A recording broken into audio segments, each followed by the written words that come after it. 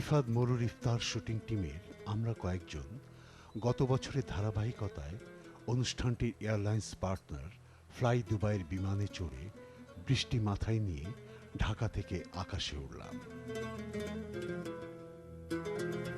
যতই উপরে উঠছি, প্রিয় ঢাকা শহরের আলোগুলো ধীরে ধীরে জোনাকির আলোর মতো ফুটে রইল নিচে। একসময় মেঘের আড়ালে হারিয়ে গেল বাংলাদেশ।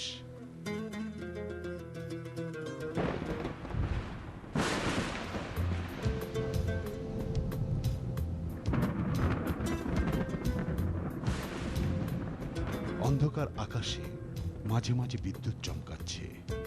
জীবনে এই প্রথম 40,000 ফুট উচ্চতায় উঠে বিদ্যুৎ চমক দেখছি। অসাধারণ এক অনুভূতি।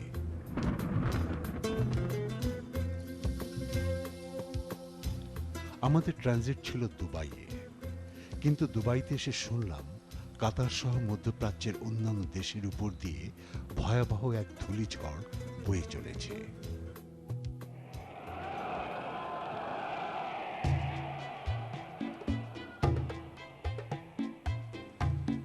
এমন ভয়াবহ ধূলিঝড় নাকি গত 35-40 বছরের মধ্যে এই অঞ্চলে দেখা যায়নি। দমকা ধূলিকণা উঠতে থাকায় দৃষ্টিসীমা 50 মিটারের মধ্যে আবদ্ধ হয়েছে। আরটিভির দোহা প্রতিনিধি ভয়াবহ ধূলিঝড়ের কিছু ফুটেজ আমাদেরকে দিয়েছিলেন। দুবাই এয়ারপোর্টে জানানো হলো মধ্যপ্রাচ্যের সকল ফ্লাইট ডিলে হবে 7 থেকে 8 ঘন্টা। এয়ারপোর্টের অন্যান্য যাত্রীদের সাথে আমাদের অপেক্ষার পালা শুরু হলো। এয়ারপোর্টের মধ্যেই ঘুরে ঘুরে সময় কাটালাম, উইন্ডো শপিং করলাম, ডিউটি ফ্রি শপে ঘুরে ঘুরে। অবশেষে অপেক্ষার পালা শেষ হলো। পরদিন দুপুরের দিকে আমরা দুবাই থেকে কাতারের উদ্দেশ্যে ফ্লাইট দুবাইয়ে চড়ে বসলাম।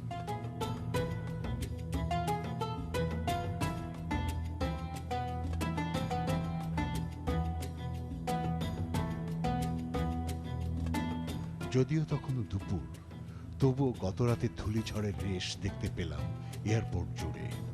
চারিদিকে ধুলো উঠছে, ধোঁয়াশা দেখাচ্ছে চারিদিকে। রানওয়েতে আলো জ্বালিয়ে বিমান ওঠানামার ব্যবস্থা। ধীরে ধীরে দুবাইকে পেছনে ফেলে আমরা হারিয়ে গেলাম আকাশে। 45 মিনিট পর পৌঁছলাম কাতারের রাজধানী দোহার হামাদ ইন্টারন্যাশনাল এয়ারপোর্টে। এয়ারপোর্টে আমাদেরকে অভ্যর্থনা জানালো আরটিভির দাম্মান প্রতিনিধি সুজন, কাতার প্রতিনিধি আকাশ ও আরো কয়েকজন বাংলাদেশি বন্ধু। দুপুরের ঝাঁঝালো রোদ মাথায় নিয়ে রাজপথ ধরে ছুটছি হোটেলের উদ্দেশ্যে।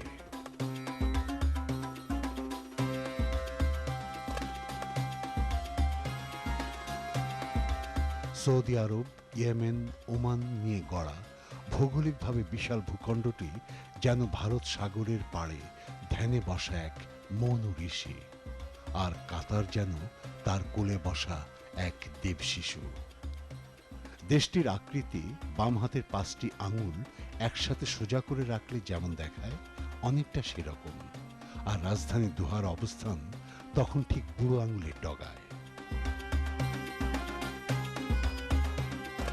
এই অঞ্চলের ইতিহাস 1000 বছরের পুরনো।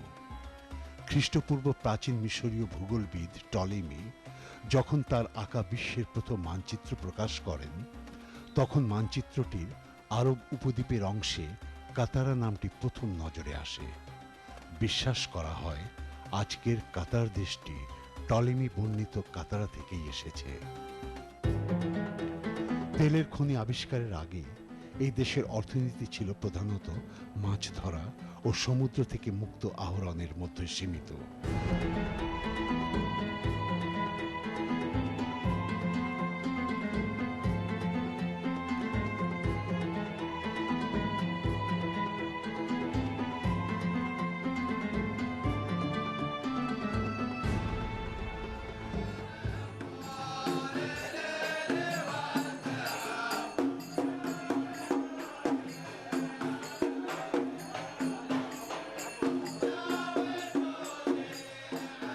তখন কাতারি জীবনযাত্রা ছিল বেশ কঠিন। ক্ষুধা, দারিদ্র্য, অপুষ্টি ও বিভিন্ন রোগ ছিল তাদের নিত্যসঙ্গী। 1930-এর দশকে যখন জাপানের বিজ্ঞানীরা কৃত্রিম উপায়ে মুক্তো তৈরি করার পন্থা আবিষ্কার করল, তখন কাতারের মুক্তোর উপর নির্ভরশীল অর্থনীতি ধাক্কা খেয়েছিল প্রচণ্ডভাবে। তবে পরবর্তীতে পেট্রোলিয়াম ও গ্যাস আবিষ্কারের পর দেশটিকে আর পেছনে ফিরে তাকাতে হয়নি। আজ কাতার হলো বিশ্বের সবচেয়ে ধনী দেশগুলোর একটি। তবে তারা পূর্বপুরুষের ইতিহাস ভুলে যায়নি। কর্নিশের পাশে তৈরি করে রেখেছে বিশাল এক পার্ল মনুমেন্ট।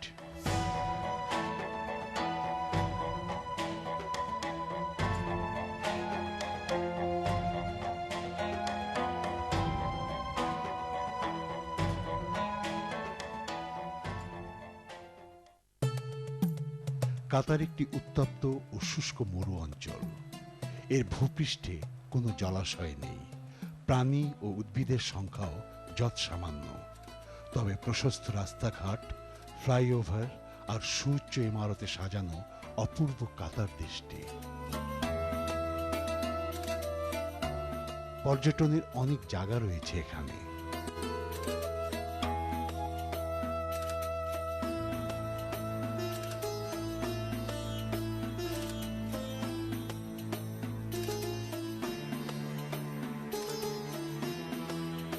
সম্পূর্ণ শহরটি নিরাপত্তা বলয়ের মধ্যে আবদ্ধ। রাস্তার ডান দিক দিয়ে চলতে হয়। হাজার হাজার গাড়ি চলছে রাস্তায়, কিন্তু কোনো হর্নের শব্দ নেই।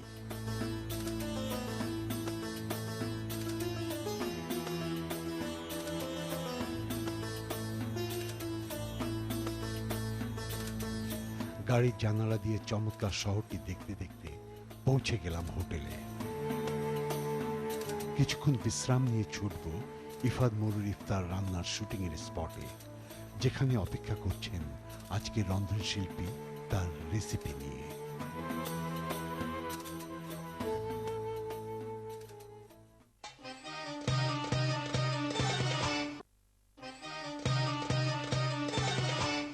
সুপ্রিয় দর্শক, মাহে রমজানের অনেক অনেক শুভেচ্ছা। ইফাদ মরুর ইফতার আপনারা দেখছেন।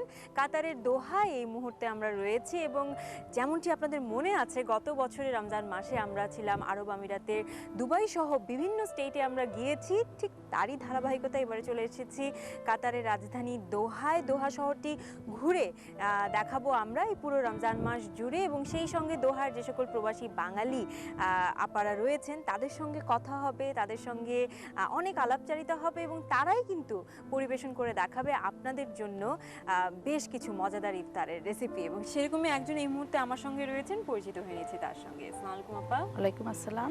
কেমন আছেন? ইনশাআল্লাহ ভালো। তুমি ভালো আছো?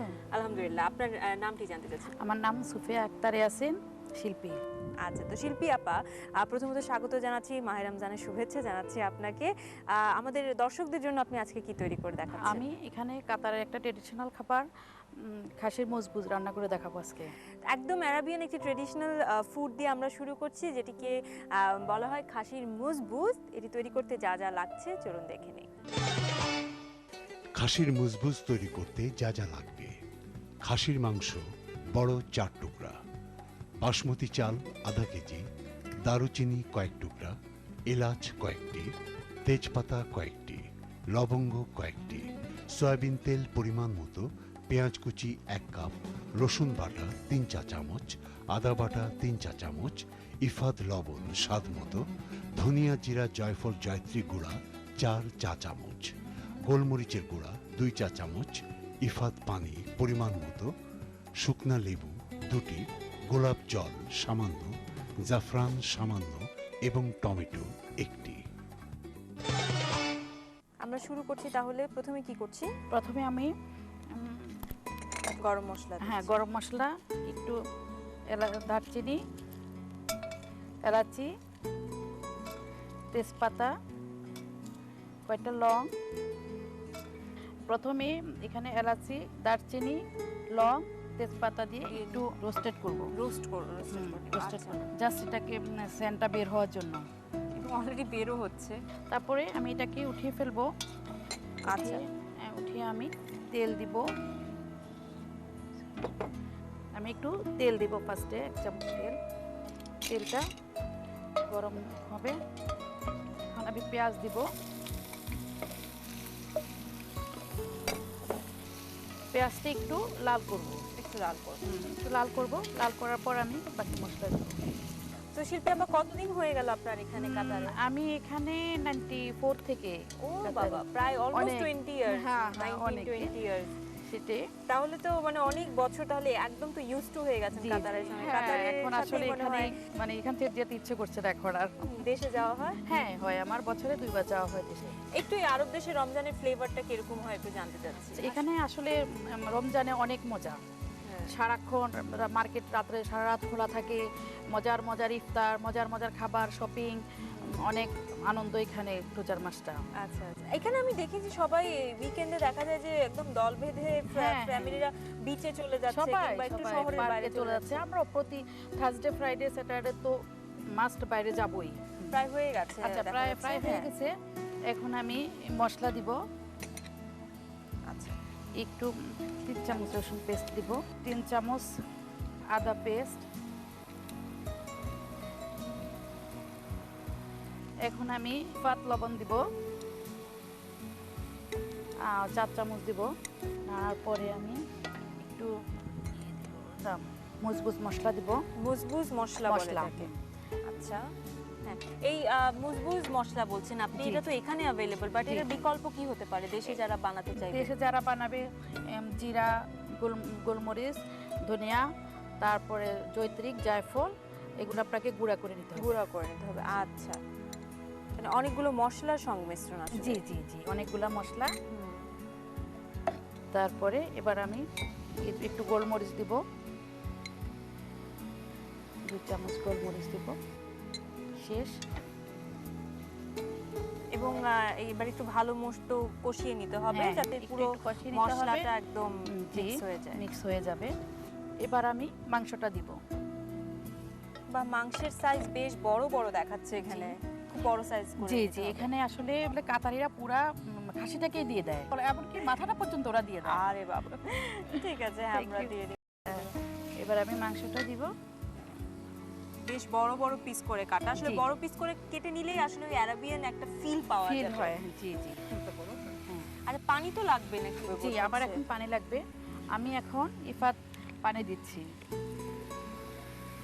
পানিটা দিব, মাংসটাকে ডুবিয়ে দিব। অনেকখানি একদম ডুবিয়ে। হ্যাঁ হ্যাঁ, ডুবিয়ে কাটলে সিদ্ধ হতে হবে।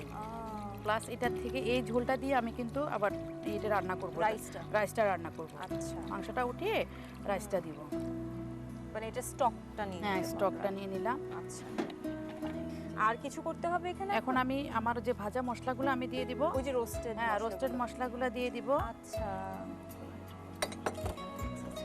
ওকে। তারপরে আমি কাঁচা এই শুকনা লেবু, এখানকার এটা কাতারিরা ইউজ করে শুকনা লেবুটা খুব। শুকনো লেবু, জি, ঠিক আছে, তাহলে তারপরে এটা আমি পুরো এটা গোটা দিয়ে দিলাম। দিচ্ছি। হ্যাঁ, দিয়ে দিয়ে একটু নাড়া দিয়ে দিব।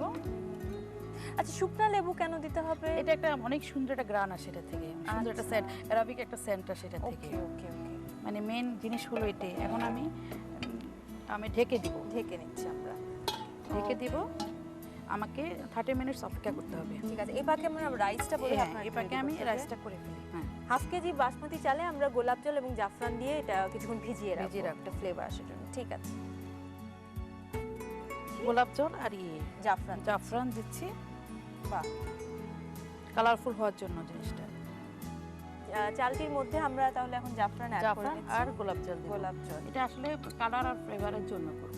হ্যাঁ, সুন্দর একটি রং আসবে, প্লাস ফ্লেভারের তো এখনই একটা জাফরান একটা সুন্দর ঘ্রাণ আছে, সেটা চলে আসে।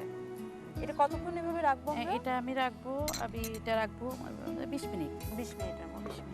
ওকে, তাহলে 20 মিনিট আমাদের রাইসটাও ফ্লেভারড হচ্ছে, প্লাস আমাদের মাংসটাও দমে আছে, প্রায় আধা ঘন্টার মতো আমাদের সময় লেগে হ্যাঁ, যাচ্ছে। 30 মিনিট লাগবে আমাদের। তো এই ফাঁকে আমরা একটি ব্রেক নিয়ে নিচ্ছি। প্রিয় দর্শক, আপনারা দেখছেন ইফাদ মরুর ইফতার, একটি বিরতি নিচ্ছি, ফিরে আসছি একটু পরে।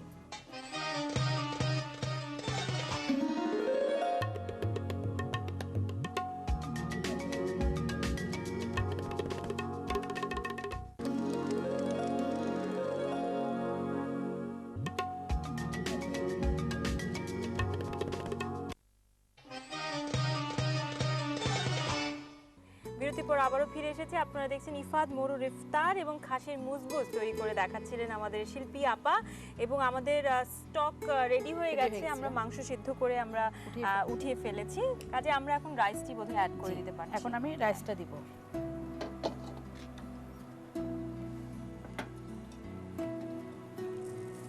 রাইসটা দিচ্ছি। ওকে, রাইসটা দিয়ে কতক্ষণ রাখতে হবে? রাইসটা দিয়ে আমি 20 মিনিট অপেক্ষা করব। 20 মিনিট। ঠিক আছে, আমরা আরো 20 মিনিট অপেক্ষা করছি রাইসটি প্রিপেয়ার হয়ে যাওয়ার জন্য। এবং আমরা মাংসটি কখন অ্যাড করছি? মাংসটা রাইসটা যখন হয়ে যাবে, সেই মাখা মাখা হয়ে যাবে পানিটা, তখন আমি মাংসটা উপরে দিয়ে দিব। ওকে, রাইস এবার আমার স্টকটা রাইসটা হয়ে গেল, এখন আমি মাংসটা উপরে বিছিয়ে দিব।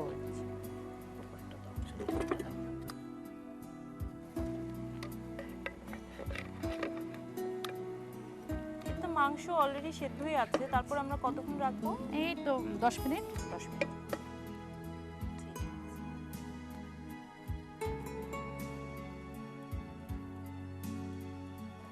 এবার আমি ঢাকনাটা দিয়ে দিব। 20 মিনিট আমরা অপেক্ষা করব। আমাদের মাটন খাসির মুজবুজ তৈরি হয়ে গেছে মনে হচ্ছে। জি, খুব ঘ্রাণ বেরোচ্ছে কিন্তু। এই যে আমাদের হয়ে গেল সব। ওয়াও। এখন আমি মাংসগুলো উঠিয়ে ফেলবো। আচ্ছা, মাংস